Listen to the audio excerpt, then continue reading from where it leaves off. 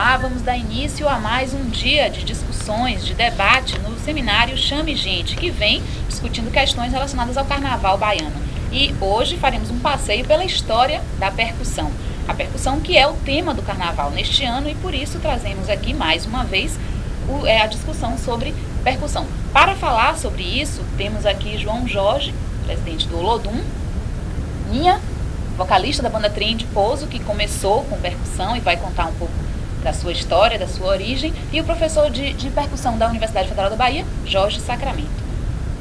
Vamos começar primeiro com uma exposição inicial. Ninha, pode começar. Beleza, boa tarde a todos.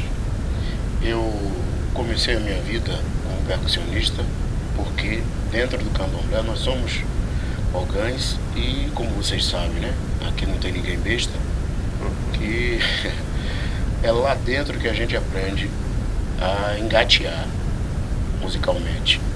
Então os alapês tomam essa orientação percussiva, a gente aprende os ritmos dos orixás e aqueles mais dedicados, o aluno mais dedicado aprende mais. Então outros ritmos, se o cara não quer continuar, o aluno não quer continuar só no candomblé, ele vai e sai para aprender outros ritmos. Foi o que aconteceu comigo. E entrei em grupos percussivos, como minha época de diretor de bateria do Ilê, né, onde João Jorge também participou do Ilê. E do Ilê, fui diretor de bateria dos Apaches, do Tororó, fui diretor de bateria do Cacique do Garcia, fui diretor de bateria do Bafo Gato, no bloco de Genvel de Brotas, e aprendi um pouco de percussão como percussionista e baterista. E em seguida tive a honra e o prazer de ser convidado pelo governo americano para informar ritmos brasileiros lá nos Estados Unidos, contratado pela Fundação Capoeira Foundation. E através de Alon Vieira, onde participei, tive que me afastar do início da Timbalada, porque quando eu entrei, o Brau me convidou para a Timbalada, eu já participava do Samba Leva Eu, no Genvel de Brotas, um samba junino. Foi aonde Brau foi me convidar, lá no Genvel de Brotas, minhas raízes, né? A minha aldeia. E foi muito bom ter aprendido um pouco de percussão, porque me deu caminhos para que eu pudesse conhecer países e morar e desenvolver, botar um pouco para fora do que aprendi, que vou morrer sem saber. Continuo estudando, apesar de não estar praticando percussão atualmente, porque compor música e cantar eu aprendi que é mais fácil e a gente se cansa menos, né? A percussão é muito tribal, é muito às vezes áspero, né? Com os meninos que tocam, como as minhas mãos, eu chorava de tristeza quando via os percussionistas tocando, as mãos sangrando, e quando ia no banheiro via o vaso sanitário cheio de sangue, porque uma coisa comum do percussionista, segundo os médicos, eu procurei saber, parte em vasos, né? E aí o cara orina sangue, e não é fácil. Isso acontece com todos os percussionistas que tocam muito tempo ali exercitando os seus instrumentos. Mas hoje a composição de músicas e canto me dá uma tarimba, uma condição muito grande, já que a percussão é a base. Então um cantor que vem de percussão, ele tem uma base muito legal. E estou feliz também porque o carnaval está lembrando dessas pessoas que ficam por trás das cortinas, que são os percussionistas. Então viva a percussão, e é um pouco, não vou me aprofundar muito não, senão eu vou falar muito pelo tempo que eu tenho de carnaval. Só de carnaval eu tenho 32 anos, então é uma história muito longa para que os meus parceiros possam falar também mais um pouco. Sem dúvida. E, professor Jorge, podemos falar um pouco também sobre a história da percussão. Conversamos na segunda-feira, quando o tema foi Mestres da Percussão, sobre essa origem nas religiões da percussão. Queria que o senhor falasse um pouquinho sobre isso, sobre a origem da percussão, sobre essa forma de comunicação que acabou virando uma forma de entretenimento para determinados povos, mas que tem uma origem mesmo religiosa, é isso mesmo? Em primeiro lugar, eu queria parabenizar a organização pelo tema, né? Já não era sem tempo, porque a percussão hoje deixou de ser um naipe, simplesmente que dá base rítmica para o carnaval, e passou a ser um naipe que forma cidadãos, né? Através da percussão a gente tem visto muitas pessoas se desenvolvendo como pessoa e como profissional. A percussão hoje se tornou uma ferramenta de trazer adolescentes que estão aí à mercê de todas essas coisas da sociedade, trazer para cá via o naipe de percussão e a partir daí trabalhar a cidadania, né? O Neguinho do Samba deixou isso muito claro, a função hoje da percussão na Bahia, não só a percussão dos blocos afro, dos afoxés, mas a percussão, no modo geral, do Carnaval de Salvador. E também queria fazer aqui uma homenagem a todos os mestres percussionistas que faleceram aí nos últimos anos, principalmente o mestre Prego, o Ramiro Mussolto, né? E o Neguinho do Samba, que também tem uma bastola, né? No Carnaval de Salvador, a gente tem uma história que pela primeira vez, segundo o Godi, essa percussão africana, dentro do candomblé, sai para as ruas em 1895, nos afoxés pânicos da África e embaixada africana. Primeira vez que sai a característica do candomblé vai para a rua, né? Foi nesse ano, 1895. Já no início de 1905, isso já é proibido pelas autoridades. Nós sabemos muito bem como o candomblé foi perseguido durante todo esse século, né? E essa percussão deixa de ir para a rua, mas ela continua muito forte nos seus terreiros, né?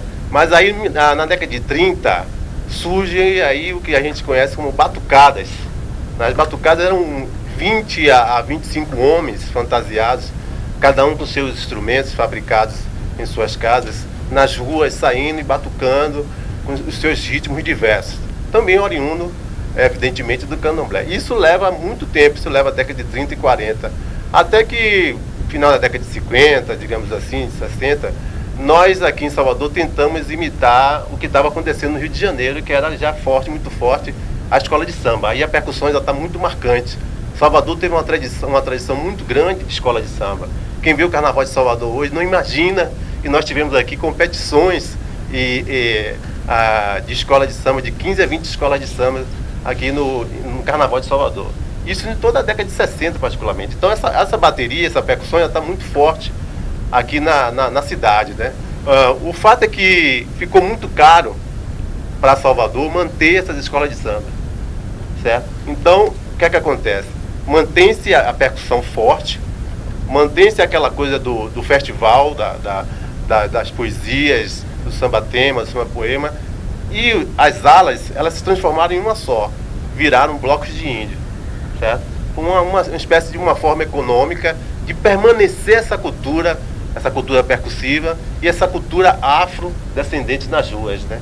Mesmo porque na década de 70, quando surge os blocos de índio, Salvador estava passando quase em todos os cinemas aqui da capital filme de faroeste. Então teve uma influência muito grande.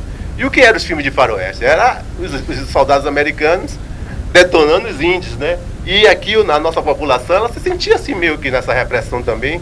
Então ela meio que se espelhou nessa história dos índios americanos. Então os blocos de índio, todo mundo sabe, que levavam assim seus associados quase 7 mil homens com um carrinho desse tamanho de som.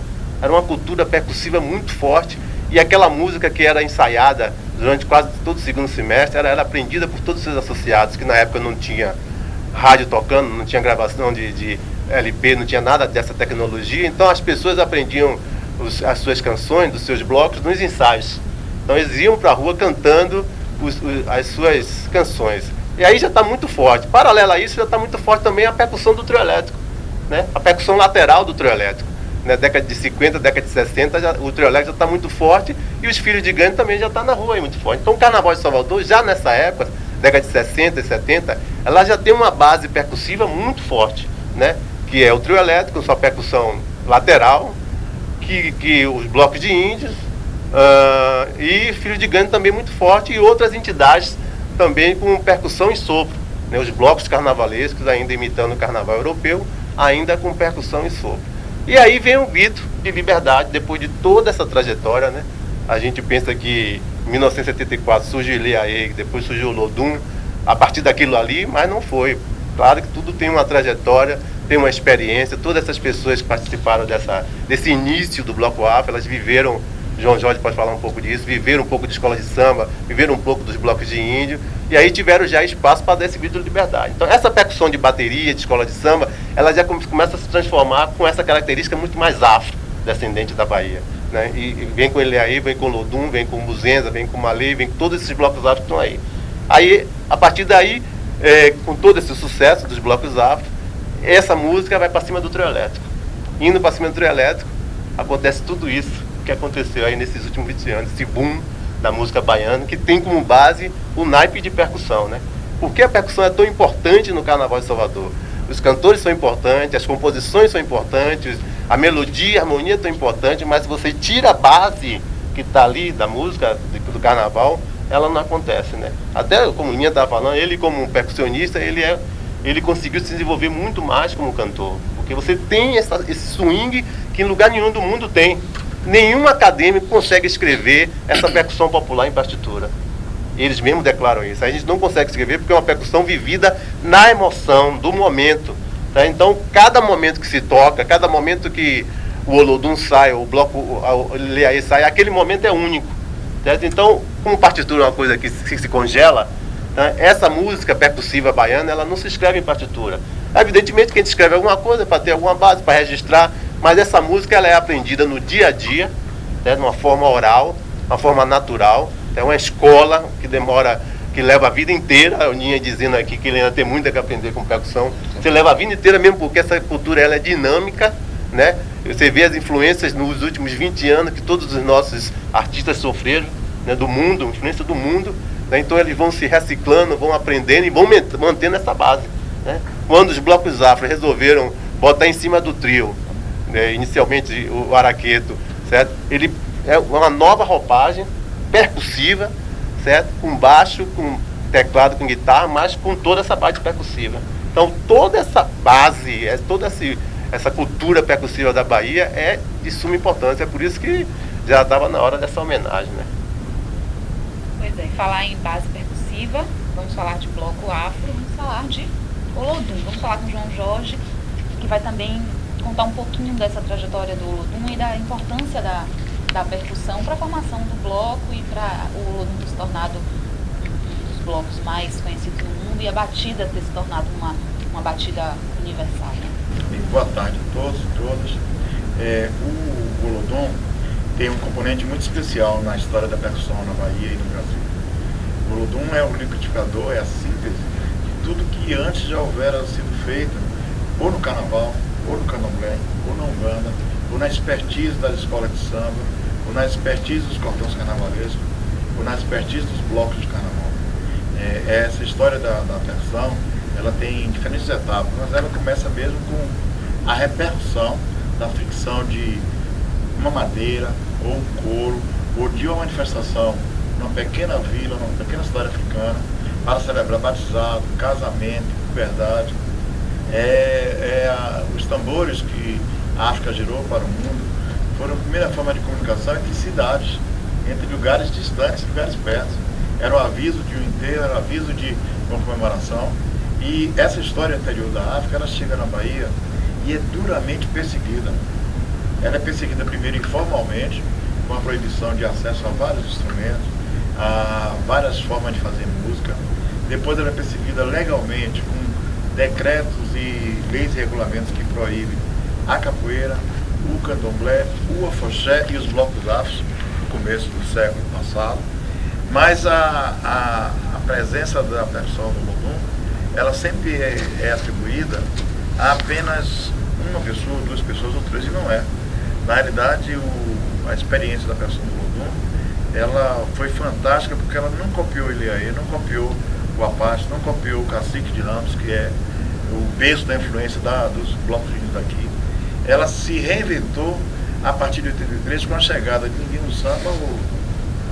Ela se reinventou porque todos aqueles aparatos que estavam na percussão, o apito, ou mais instrumentos agudos e menos instrumentos de fundo, e os limites que cada mestre de percussão tinha no Ilê ou no Melô do Bando, que foram os primeiros blocos afro, né? Pouca gente lembra do Melô do Bando, mas o Melô do Bando era junto com a Puxada Axé e o Ilê, os três primeiros blocos afros ali na Federação, o Engenho Velho. eles tinham muitos limites que eram impostos ou pela diretoria, ou pelo mestre, ou pelo conceito, que só podia fazer alguma batida. A vinda de Neguinho do Samba para o Olodum, justamente num período em que um grande número de pessoas sai do Ilê, sai Cátia de Melo, sai aí Paraná, sai Billy, sai Vitória, sai Zenilda Ramos, e no Olodum a gente fez uma coisa bem básica, olha, tem toda a liberdade de criar, de inventar, de fazer o que quiser, contanto que essa pessoa nunca mais volte a ser cópia ou imitação de uma coisa ou de outra. Então, na realidade, o ambiente em que a pessoa do Olodum transformou isso que é hoje, foi um ambiente democrático, de extrema liberdade, e que juntou com o discurso político do samba reggae. Todo mundo dessa cidade sabe que eu sou um militante do movimento negro, sou militante dinossauro, sou um pré-histórico, sou daquelas pessoas que lutam contra o racismo o tempo inteiro. Quando morrer, minha alma vai continuar lutando contra o racismo. E a percussão, como eu via, enquanto criança, nas ruas do Pelourinho, eu nasci na Rua do Bispo, perto da igreja de São Francisco, ela sempre era tratada de uma forma secundária. Como é que eu via a percussão? Eu era coroinha do Comércio São Francisco, e lá aprendi a tocar violão, a tocar guitarra. Não tinha nenhum instrumento de percussão. E eu achava estranho como tantos adolescentes negros, como a gente, não tinha direito a ter nenhum instrumento de percussão. Fora do convento, minha mãe tinha um terreiro de candomblé na Boca do Rio, né? A mãe de santo dela tinha um terreiro de candomblé na Boca do Rio, e eu só via percussão sudanesa. Olhe bem esse detalhe. O que é a percussão sudanesa? A percussão dos países que vieram da Nigéria, do Benin, como os atabaques, o rumpi, né? Que são instrumentos finos, tocados com baquetas, que dão um tipo de som. Ora, no convento, por incrível que pareça, eu tive acesso a uma literatura que falava de uma percussão de um povo muito estranho, chamado Fante Achante, de Gana, cuja cavalaria, com 10 mil, 12 mil homens, aterrorizava os outros povos, porque vinha sempre precedido de um exército de tambores grandes, gigantes, que aterrorizavam todos os povos que eles conquistavam. E aquela ideia me encantou muito. Eu disse, poxa, então o Olodum vai ter que ser um exército samba reggae. O que era esse exército samba reggae?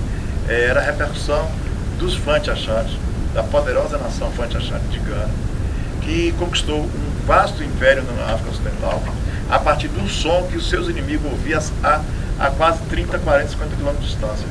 O que é que eles faziam? Na mata, eles vinham primeiro com os batedores, com os tambores grandes, que são os tambores que nós usamos hoje, os surdos de 22, 24, né? Tocando de uma forma imperial, marcial, de tal forma que os adversários sabiam que nós vamos ser conquistados por um colossal império. Atrás dos tambores, né, que eram formados às vezes de 2.500, 3.000 pessoas tocando esses instrumentos na floresta, permitiu a vibração das árvores, das casas. As casas a 40 km vibravam antes, como a gente faz hoje na Carlos Gomes.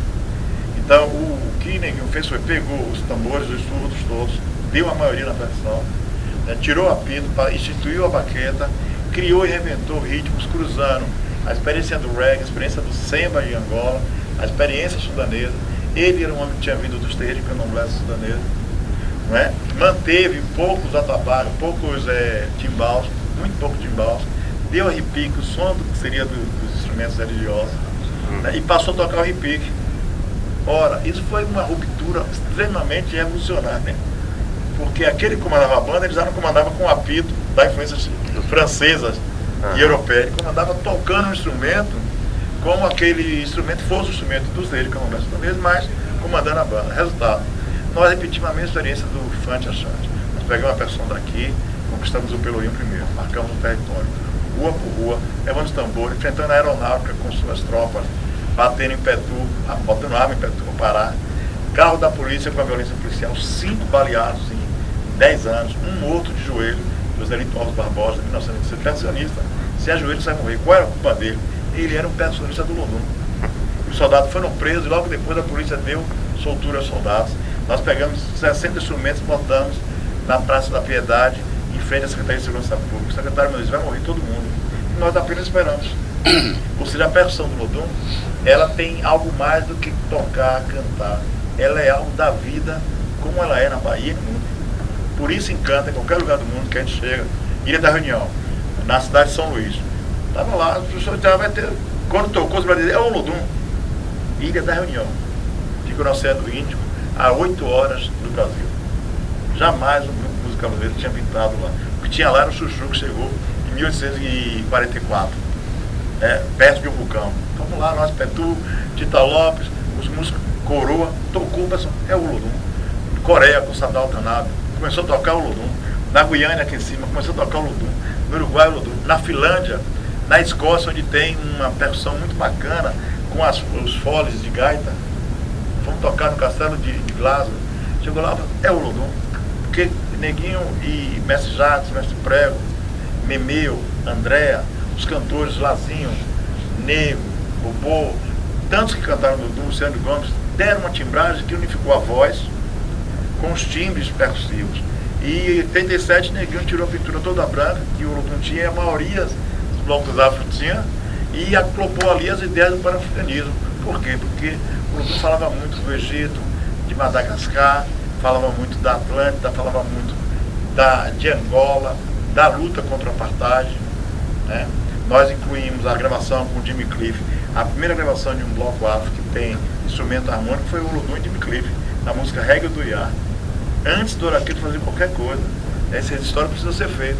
O Olodum grava a Reggae do Iá com o Jimmy Cliff, com steel drum, com uma harmonia completa, com o Chico Carelli fazendo back vocal. Todos os grandes nomes de reggae gravaram com o Olodum. Por quê? Porque nós somos uma referência de célula de percussão no mundo. É uma orquestra de percussão. Antes de falecer, Neguinho Samba, junto com a escola, escreveu partituras para 30 músicas do Olodum. A escola Olodum está lançando um caderno que tem as 30 principais músicas e que pode ser tocado em acordeon, em qualquer instrumento. É claro, a percussão não tem como fazer a escrita do ponto de vista dessa escrita de música que a gente faz. Mas é possível tocar num barzinho, é possível tocar com os foles escoceses e é possível fazer da percussão vida. O Olodum é a percussão. O Olodum é a percussão cantada, é a percussão falada. E é a percussão que está brigando nas ruas dessa cidade por igualdade. Essa homenagem do carnaval à percussão é muito importante. Esse debate aqui que a Tati está fazendo é muito importante. Por quê? Nós trouxemos uma percussão para frente da casa. Tiramos da cozinha, e levamos a todos os quartos da sala, da casa, a todos os lugares. Mas nós queremos a varanda. O que é a varanda da música e do carnaval? É o lugar privilegiado, tomado de forma usurpadora por 4 ou 5 blocos que desfilam em horário que tem transmissão em televisão e que não permite que nenhum grupo de percussão desfile.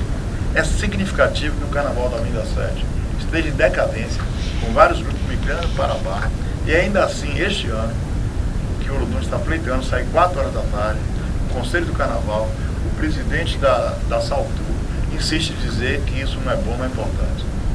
É ruim para a Bahia, para o Carnaval, para a percussão, para a música. No ano que você homenageia a percussão, de 12 horas até 7 da noite, você não tem nenhum grupo percussivo ali. É parte desse preconceito contra a percussão, contra os cantores negros e negras que a Bahia tem. É parte disso que o Olodum e o Ilê e tantos outros lutam. Veja, há 21 anos atrás, um grupo de entidades se reuniram e fizeram um documento, dizendo, olha, de 12 horas até 7 da noite não tem bloco afro, não tem bloco de percussão, não tem bloco de samba, só tem bloco de trio. E isso é válido como se fosse uma lei. Quer dizer, quem paga o carnaval é a prefeitura, o nosso dinheiro, quem paga o carnaval é o Estado com o nosso dinheiro de imposto, e um grupo extremamente seletivo diz, não, nós temos que sair 12 horas, a televisão nos transmite. Nós temos que sair 1 hora, a televisão nos transmite. E 7 diante, a televisão muda e não precisa transmitir o que a Bahia tem de melhor. Eu não posso dizer aqui, deixar de dizer, que a experiência do Gandhi, do Ilhaê, do Olodum, da Timbalada não é fantástica. É fantástica, é mundialmente fantástica. É incrível como a Bahia despreza esse tesouro. Vamos pensar que o instrumento de percussão, com essa forma redonda, ele é um baú, que tem ouro, prata, diamante e tudo. A Bahia tem isso, feito por nosso povo, por nossa gente. Esse baú que se tira música, dança, formação social, as escolas de percussão que nós criamos. O Olodum tem uma escola de percussão, a Timbalada tem uma para Catu, o Ilê tem a escola da Dona Hilda, o Araqueto, o Instituto Araqueto. Essa experiência influenciou o Afro Reggae no Rio de Janeiro, influenciou o Menino do Morumbi. Tem 3 escolas desse tipo na Europa.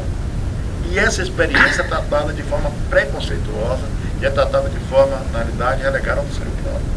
Não adianta dizer agora que vai homenagear Neguinho do Samba e Mestre Prego, porque eles deveriam ser homenageados em vidas. Eu acho que Ninha, Lazinho, Guiguio, tantos outros devem ser homenageados em vida. O Olodum homenageou todas essas pessoas em vida. E mais do que isso, a homenagem em vida deve ser condições das pessoas mostrarem sua arte. Quer dizer, no Carnaval da Percussão, somente depois de 7 horas que tem bloco de percussão. é uma ironia ou própria do nosso apartheid social. A versão vai continuar lutando. Ela já viu as fronteiras das festas de lá, também duramente perseguida na Bahia. Nós ainda temos uma igreja que fica fechada quando 1 milhão de pessoas vai à rua celebrar 2 festas religiosas. Vamos parar com isso. Uma dessas manifestações tem percussão. O cortejo da lavagem do Bonfim, ele é percussivo. E para combater esse cortejo se criou um Bonfim Light. Os meus amigos na Europa disseram: João Jorge, é o único lugar do mundo em que os preconceituosos se dão ao luxo de chamar uma festa de light e ninguém disse que aquilo é racismo e preconceito. O que é o Bonfim Light? É uma festa para pessoas brancas, bonitas, ricas, que não vai se misturar com a percussão. São um cortejo de 12 quilômetros, que é um cortejo como se fosse o cortejo América. Nós temos uma colina, que é a igreja do Bonfim. A festa aconteceu no dia da revolta dos malês. Por influência disso ou não, milhares de pessoas se vestem de branco, que é uma das cores do Islã, e fazem uma caminhada de 12 quilômetros. Ela era muito boa. De repente, os trios entraram nessa cortejo e detonaram tudo. Alguém vai e diz: não pode mais, não pode mais. Eu crio uma festa segregada. Quer dizer, a percussão também está discutindo isso. Nós estamos discutindo isso e mais, o financiamento do carnaval, o financiamento público-privado do carnaval. Porque os grupos de percussão, sendo o que são, tendo a visibilidade que tem, continuam recebendo recursos menores do que aqueles que não fazem percussão. O trio elétrico, originalmente, Sabor de Rosa, Saborosa, e tudo, tinha muito percussionista tocando. Hoje a presença de percussionistas elétricos é mínima. São 2 ou 3. Ora, isso é uma tentativa de tirar trabalho. Quer dizer, numa cidade como Salvador, se o patrocínio quiser ir para os consumidores, 3 milhões de pessoas, a maioria negra e mestiça, a maioria de classe C e D que está consumindo, deveria ir para esses grupos de percussão que contêm o povo. Eu fui do Apache de Tororó, com muita honra, com muito orgulho, porque quando eu saio do convento, o primeiro momento que eu vejo multidão negra cantando e dançando é no dia de Tororó. Os ensaios de Tororó reunia 10 mil pessoas. Ora, era uma experiência fantástica, porque de 6 horas da tarde, no domingo, até meia-noite, milhares de pessoas, jovens como eu, se apaixonavam por alguém cantando num palco pequenininho, com percussão fantástica. E a primeira coisa que a gente dizia era: ou eu quero fazer essa música, ou eu vou produzir essa música, ou fazer isso de um grande negócio. O primeiro grupo de percussão a ter sucesso em Salvador não foi o Olodum, não foi Ilê, não foi Araqueto, nem foi a Timbalada, nem foi Linha. Foi o Apache Tororó.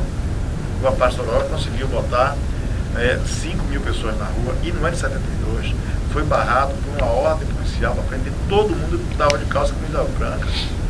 Qual era o foco daquela ordem policial? Ilegal, inclusive, constitucional na época. É que o bloco Apache Tororó tinha ameaçado um grupo de mulheres do Lá Vem Ela. Nunca ninguém comprovou isso. Mas o crescimento do Apache, em plena ditadura, 72... Incomodava muito. Era um sinal de que depois de índios, os negros iam se vestir de africanos. Isso. E saiu no horário nobre. Saía tarde, o Apache desfilava tarde. E conquistou a Avenida 7 muitas vezes cantando: sou eu, Apache que ninguém supera. Quando fez música de paz, ou a Pomba Branca da Paz, ainda assim os conflitos com a Apache tinham. E quem era a base do conflito com a Apache? Eram internacionais, era o Camaleão, Coruja. Por quê? Porque tinha um bloco do povo com uma voz rouca na rua, gerando tudo que podia, e disse: isso vai ser parado. Como vai ser parado? Simples. O mesmo órgão público que tomou medidas contra a gente desde 1549. A Secretaria de Segurança Pública expediu um documento para a prisão na noite de terça-feira de todos os componentes que fossem do bloco Apache ou similares, que se encontrassem com calças e roupas brancas e vermelhas e com esparadrapos, né? E eles estavam no polo petroquímico, trabalhavam na época na Melamina Ultra, e meus colegas todos foram presos. Mas o que foi que houve? Veio uma ordem, as cadeias lotaram. Essa é uma história da percussão. Se a gente quiser contar a história do Apache da percussão, nós temos que regastar essa noite do terror em Salvador. Ora, depois dali, o Apache teve que compor com o político A, B, C ou D, e nunca mais voltou a ser o Apache da percussão. Saiu ali, inclusive, só poderia sair com 1.000 homens a partir desse ano. A redução é legal que ainda existe número hoje. De associados. Quer dizer, o Gandhi sai com 14 mil pessoas. Em tese, ele está respeitando a lei. Ora, a Constituição brasileira é bem clara: todos podem se organizar. Todos podem se organizar em qualquer lugar, da forma que quiser, ou em religião, ou em partido sindicato. Como é que você pega uma norma inferior e diz: olha, bloco carnaval só pode até 1.000 pessoas, então 1.001 não pode, 1.002 não pode? Mas todo mundo sabe o tamanho do Camaleão, todo mundo aqui sabe o tamanho do Olodum, do Ilê. Mas para que isso? É porque aquela limitação ali era para dizer: peça não pode. Naquele momento eles... Então eu acho que nesse momento que nós estamos discutindo isso, e que pela primeira vez nesses anos todos de carnaval, até agora, ninguém ouviu o vovô reclamar de patrocínio. Ninguém ouviu o João Jorge reclamar de patrocínio. Porque era uma cantilena, a gente estava sempre dizendo, não tem. Aí a gente fez o seguinte, nós vamos deixar para que a imprensa responda a isso. Nós vamos deixar para que a sociedade responda a isso. Para que as grandes empresas respondam a isso. Para que o governo estadual responda a isso. Para que o governo municipal responda a isso. Não é nós que temos que dizer porque tem nessa matriz, essa força percussiva, essa força de visibilidade no mundo inteiro, esse baú. Por que as empresas não patrocinam Lodum, Ilê, Gandhi, Balê, Museu? Não. Isso tem que ser questionado dos consumidores com suas empresas. Você compra o telefone, meu amigo, por que você não patrocina? Veja, nós estamos nos dando ao luxo de ter propaganda de cerveja com quem não bebe cerveja. Com pessoas que declaradamente não bebem cerveja.